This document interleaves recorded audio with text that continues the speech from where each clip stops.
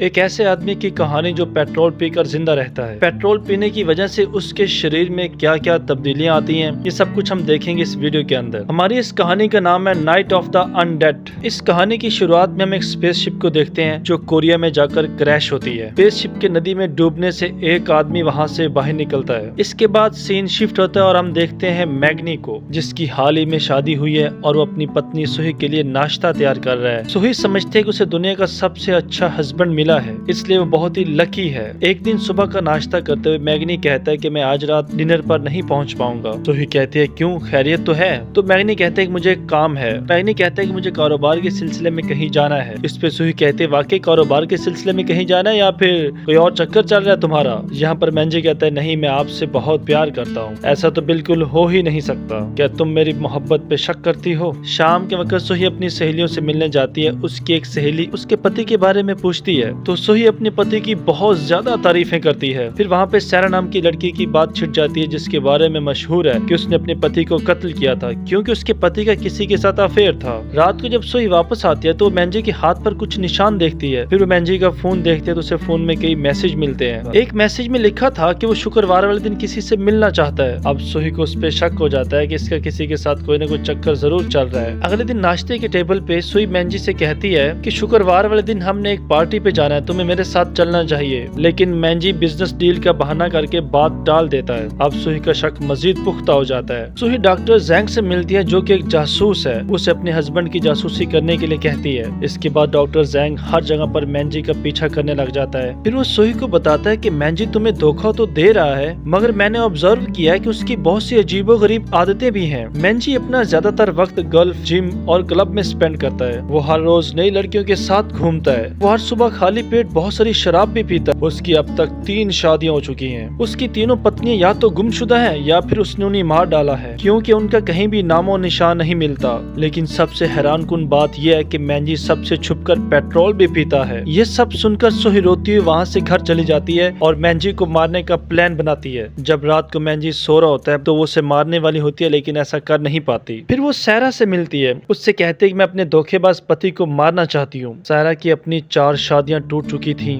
और उस पर ये इल्जाम भी था कि उसने अपने पिछले पति को कत्ल भी किया है। सायरा यहाँ पर कहती है कि सारे मर्द एक जैसे होते हैं और फिर उसे कुछ मशवरे देती है कत्ल करने के लिए। अगले दिन सुई फिर डॉक्टर जैंग से मिलती है। डॉक्टर जैंग उसे बताता है कि मुझे लगता है कि तुम्हारा पति किसी और दुनिया से इस दुनिया में आया है क्योंकि उसकी हरकत और सकनात यहाँ के इंसानों जैसी बिल्कुल नहीं है। ये किसी और प्लेनेट से आया है और इंसानों का रूप लेकर इंसानों के साथ ही रह रहा है। जो भी लोग किसी दूसरे प्लेनेट से आते हैं वो इंसानों में घुलने मिलने के लिए इंसानों जैसी शक्ल ले लेते हैं और फिर इंसानों के साथ शादियां भी करते हैं ताकि उन पर किसी किस्म का कोई शक और शुबा ना हो। सुही को डॉक्टर की बातों पर यकीन नहीं आता तो डॉक्टर जैंग उसे एक पेट्रोल पंप पर लेकर जाता है जहां सुही खुद अपनी आंखों से देखती है कि उसका पति छुपकर पेट्रोल पी रहा है। ये देखकर उसकी आंखें हैरानगी से भर जाती हैं। शहर में साइंटिस्ट, सरकार और कुछ पुलिस वालों की खुफिया मीटिंग चल रही थी। इन लोगों का मकसद था कि शहर से सारे एलियंस को पकड़ा जाए जो इंसानों के साथ रहकर इंसानों का डीएनए इकट्ठा करके इंसानों ही में वायरस फैला रहे हैं। इस मकसद के लिए उन्हीं एलियन के लीडर मैंजी तक पहुंचना था ताकि इंसान और इंसानियत को बचाया जा सके। सुही जब घर पहुंचती है तो वो बहुत ज्यादा घबराई हुई होती है तो वो फ्रिज से पानी निकाल कर पीने लगती है। उस पानी में मैंजी ने पहले से जहर मिला दिया था। जैसे सुही पानी पीती है तो वो नीचे गिर जाती है। मैंजी जल्दी से सुही के दोस्तों को मैसेज करके बता देता है कि सुही बेहोश हो चुकी है और वो हॉस्पिटल में एडमिट है। डॉक्टर उसका चेकअप करता है और फिर बताता है कि सुही की डेथ हो गई है। यहाँ पर मैंजी भी बहुत ज्यादा रोने धोने का नाटक करता है लेकिन अचानक से सुही जाग जाती है और नीले रंग का जहर मुंह से बाहर फेंक देती है। अब मैंजी सुही को जिंदा देखकर खुश होने का नाटक करने लग जाता है। क्या आदमी है ये। मैंजी सुही को खत्म करने के लिए एक और दुकान पर जाता है। पहले से भी ज्यादा खतरनाक जहर खरीदता है। पुलिस भी मुसलसल उसका पीछा कर रही थी और वो मैंजी की चंद तस्वीरें भी ले लेती है। शाम के वक्त मैंजी अपने एलियंस दोस्तों से मिलता है और उन्हें सुही को कत्ल करने के प्लान के हवाले से बताता है। उन सबसे कहता है कि सुही की लाश को ठिकाने लगाने के लिए मुझे तुम्हारी हेल्प की जरूरत है। दूसरी तरफ सुही सायरा के साथ मिलकर मैंजी को मारने का प्लान बना रही थी। डॉक्टर जैंग उन्हें मशवरा देता है कि मैंजी को बिजली के जोरदार झटके देकर मारा जाए। डॉक्टर जैंग उन्हें कहता है कि अगर हम इस प्लान में कामयाब ना हुए तो मेरे पास एक ऐसा इंजेक्शन है जिसको लगाने से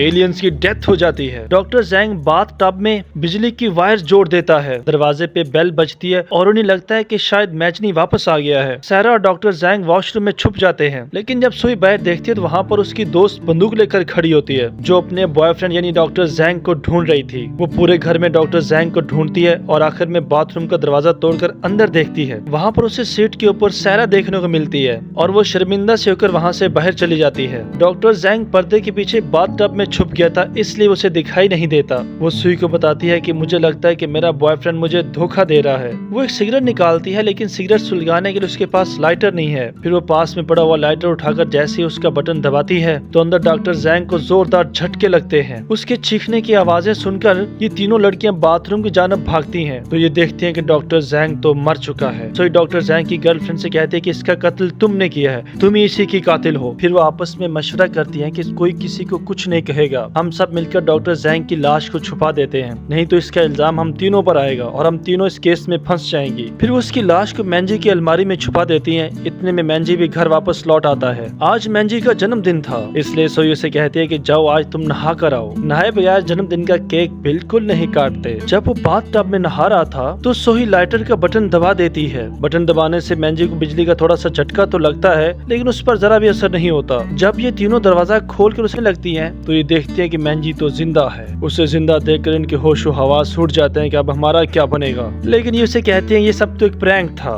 और मैंजी को भी लगता है कि शायद ऐसा ही हो। फिर ये सब मिलकर केक काटते हैं और सोही मैंजी को वाइन देती है, जिसमें पहले उसने जहर मिला दिया था। उस वक्त एक अलार्म बजने लग जाता है कि अलमारी में कुछ है। मैंजी जैसे ही अलमारी खोलता है तो वहाँ से डॉक्टर जैंग निकलता है, जो कि अभी तक जिंदा था। मैंजी समझता है कि शायद वो एक चोर है, इसलिए उसके सर पे एक स्टिक मारकर उसे बेहोश कर देता है। सोही को लगता है कि शायद डॉक्टर जैंग अब मर गया है, इसलिए वो मैंजी से कहते हैं कि इसकी लाश को टिकाने लगा दो। उधर मैंजी के दोस्त आ जाते हैं जो सोही की लाश को टिकाने लगाने आए थे, मगर यहाँ पर कुछ और ही सीन चल रहा था। वो ये सीन देखकर कहते हैं कि हम तो मैंजी का बर्थडे मनाने आए हैं। वो सारे एलियन मैंजी के घर में बैठकर वाइन पीने लग जाते हैं। मैंजी और वो तीनों लड़कियां डॉक्टर जैंग की लाश को टिकाने लगाने के लिए बाहर चले जाते हैं। जब मैंजी डॉक्टर जैंग के लिए गड्ढा खोदता है तो सोई उसके सर पर कुल्हाड़ी मारकर उसे बेहोश कर देती है और उसे डॉक्टर जैंग के साथ वहीं पर दफना देती है। उसे दफनाने के बाद उन तीनों को थोड़ा सा सुकून मिलता है, लेकिन थोड़ी देर के बाद कब्र से मैंजी का सर बाहर निकलता है। उसे जिंदा देखकर तीनों गाड़ी में बैठकर वहाँ से भाग जाती है। मैंजी की रफ्तार गाड़ी से भी कहीं ज्यादा तेज थी।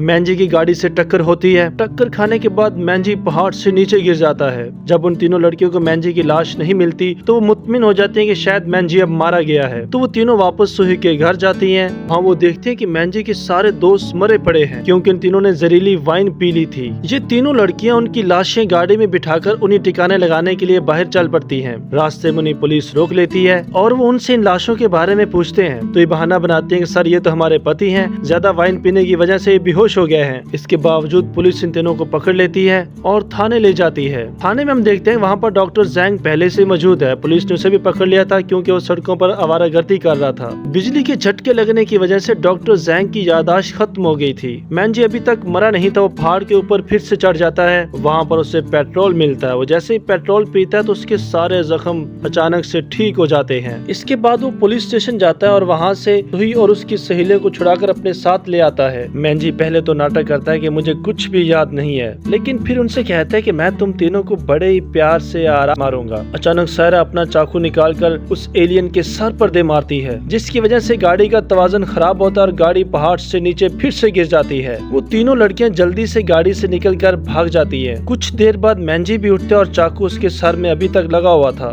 ये तीनों लड़कियां भागकर एक फैक्ट्री में छुप जाती हैं, लेकिन मैंजी अपनी पावर्स के जरिए उन्हें ढूंढ लेता है। जब मैंजी सोही को मारने वाला होता है तो वहाँ पर बहुत सारे एलियंस ऑफिसर्स आ जाते हैं। इसके बाद मैंजी और उन एलियन ऑफिसर्स के दरमियान बड़ी जबरदस्त लड़ाई होती है और मैंजी उन सबको मार डालता है। डॉक्टर जैंग सोही को वो इंजेक्शन देता है जो उसने एलियन को मारने के लिए बनाया था। सोही पीछे से जाकर मैंजी को इंजेक्शन लगा देती है। डॉक्टर जैंग का इंजेक्शन काम कर जाता है और मैंजी मारा जाता है। इसके एक साल बाद हम देखते हैं कि वो तीनों लड़कियां एक नदी के किनारे बैठकर पाल रही होती हैं कि वहाँ पर डॉक्टर जैंग फूल लेकर आता है और अपनी गर्लफ्रेंड को प्रपोज करता है। इसके लास्ट पे हम देखते हैं कि सोही एक पेट्रोल पंप पर जाती है और ऐसे लगता है जैसे वो पेट्रोल गाड़ी को पिलाने की बजाय खुद पीने वाली थी और यहीं पर हमारी कहानी खत्म हो जाती है। दोस्तों, आपको ये कहानी कैसी लगी? अगर ये कहानी अच्छी लगी हो तो आप इस वीडियो को लाइक और चैनल को सब्सक्राइब कर दें ताकि नई नई कहानियां आप तक पहुंचती रहें। Thanks for watching.